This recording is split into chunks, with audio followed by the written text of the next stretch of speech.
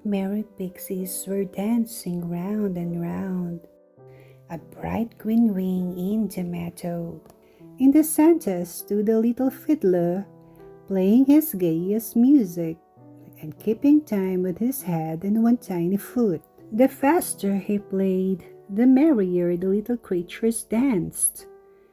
What sport it was to twirl and twist in time with the fairy music, which the jolly little elf brought out from his tiny instrument. No wonder the pixies laughed until their sides ached, and so, indeed, did their little musician. Sometimes he was obliged to stop playing for a few seconds in order to catch his breath.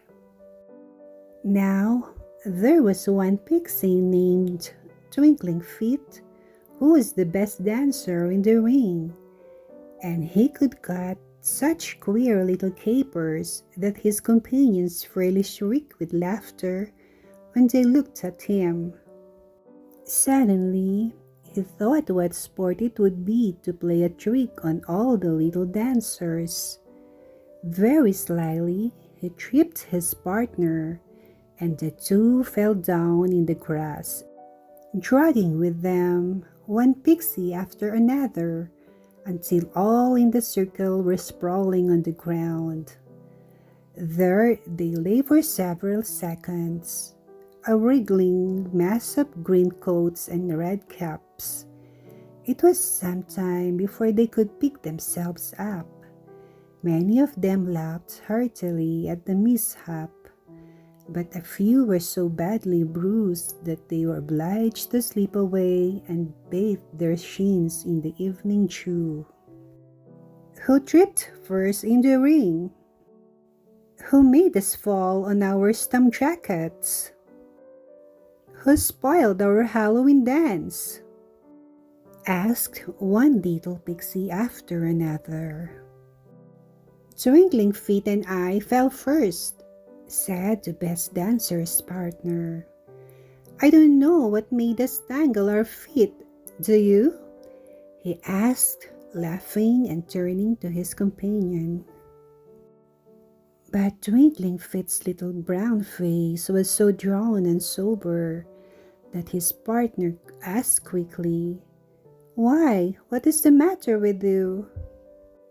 I don't know, said the little elf.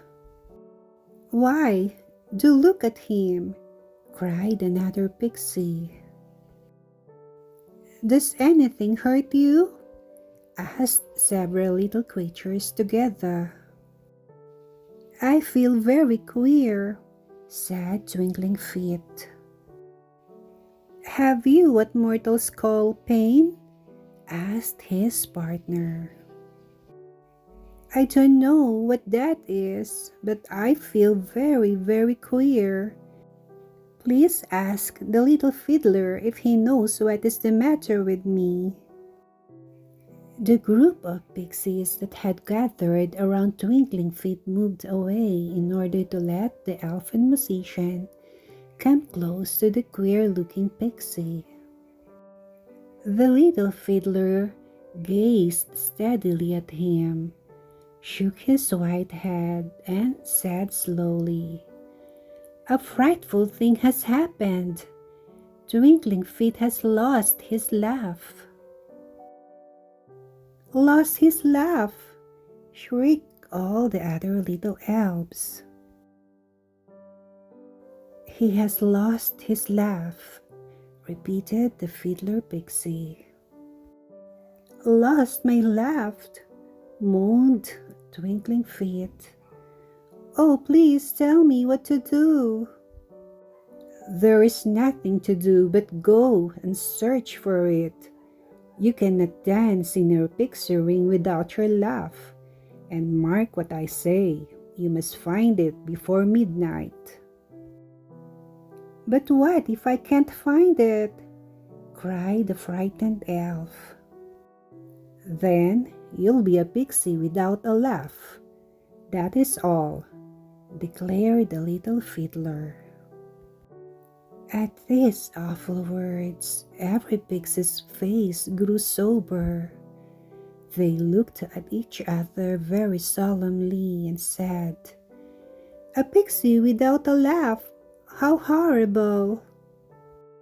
Then, one after another, they cried out, "Search for it, Twinkling Feet! Perhaps you'll find it before midnight. Start now. Think how sad it will be if you are never able to dance in the ring again." "Where shall I go, Fiddler Pixie?" asked Twinkling Feet.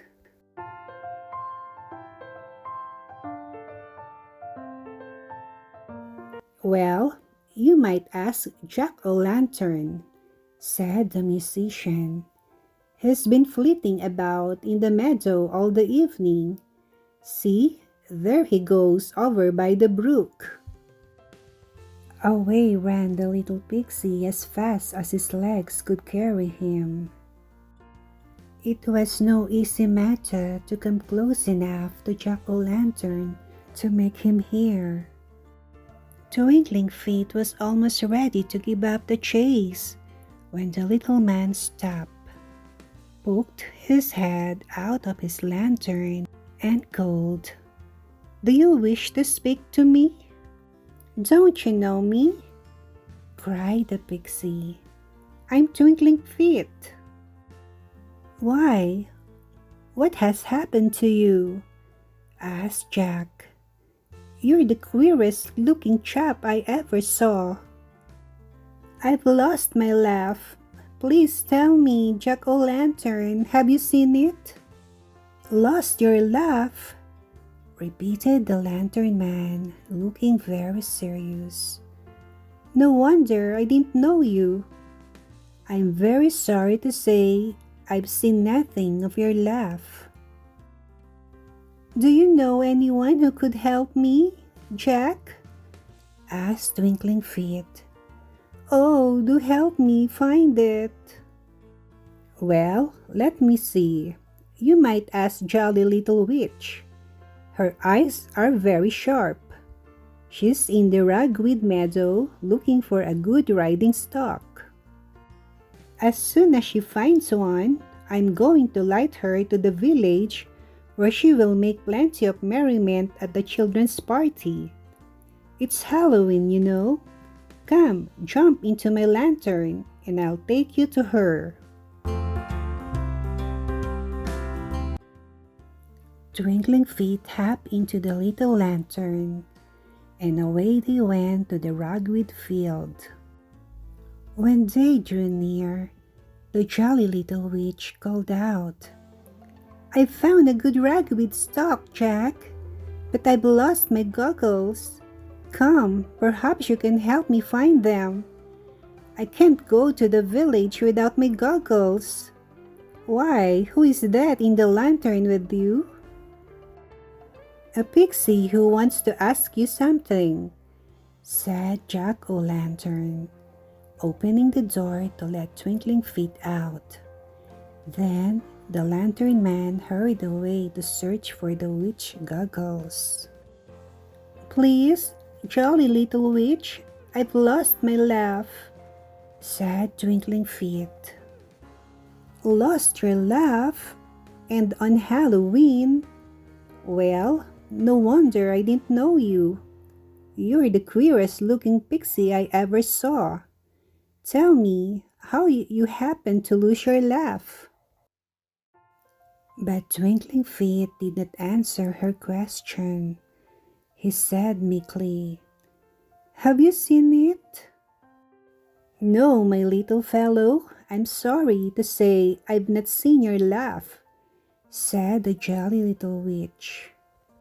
"A pixie can't dance without his laugh," sighed Twinkling Feet. "No, of course he can't. Dear, dear, how sorry I am for you," said the little witch, shaking her head. "And if a pixie loses anything on Halloween, he must find it before midnight or give it up forever.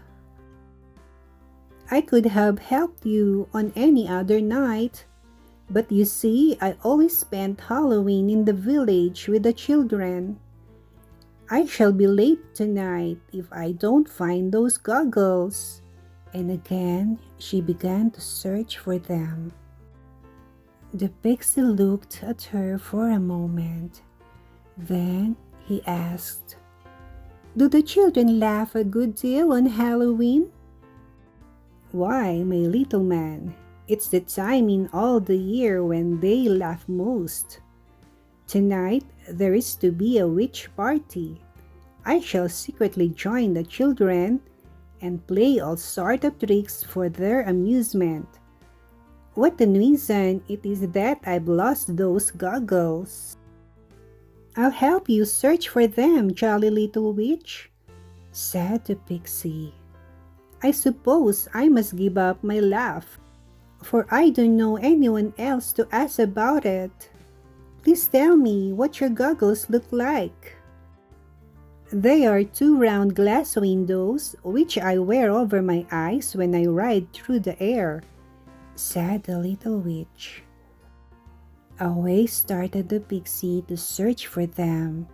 He looked carefully around every ragweed stalk in the meadow, but he could see nothing which looked like two round glass windows.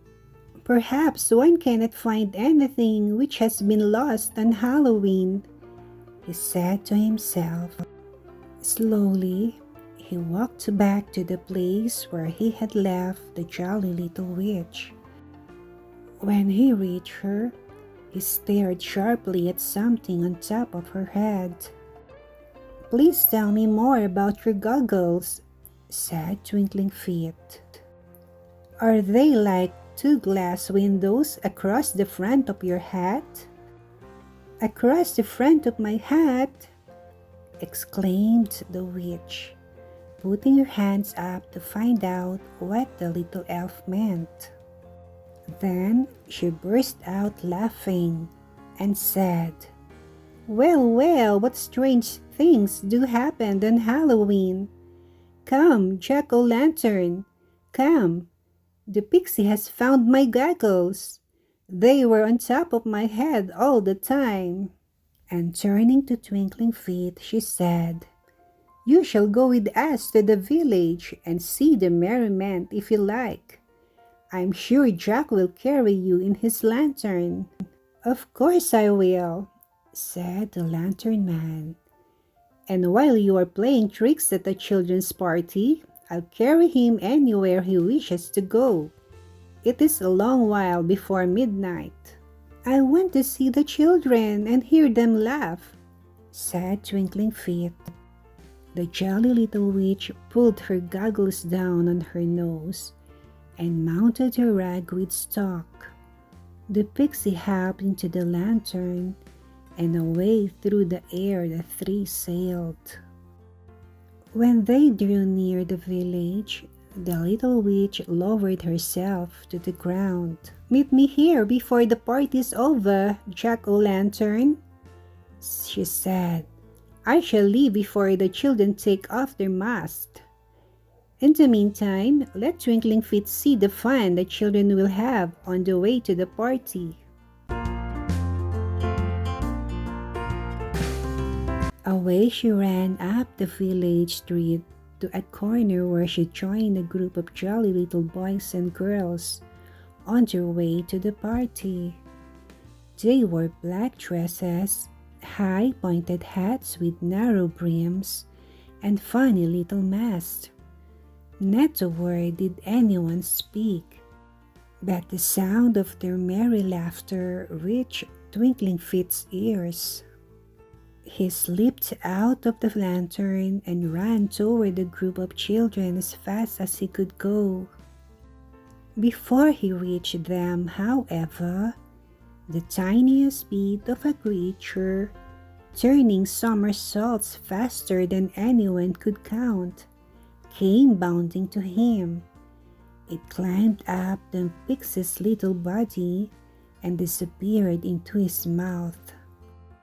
Twinkling Feet burst into the merriest laugh and ran back to Jack-o'-lantern, crying out, I found it! I found my laugh, my dear little laugh. Oh, how happy I am! Jack-o'-lantern, please take me back to the pixie ring. I found my dear little laugh. He hopped into the little man's lantern, and away over the fields they flew. As they drew near the green ring, where the pixies were still dancing, the delighted elf called out, I found my laugh! I found my dear little laugh! Welcome back, Twinkling Feet, answered the dancers. He hopped out of the lantern and joined the other merry pixies. When they stopped dancing for a little while, the fiddler pixie slipped up to the Twinkling Feet and whispered slyly, always watch your laugh carefully while you are dancing.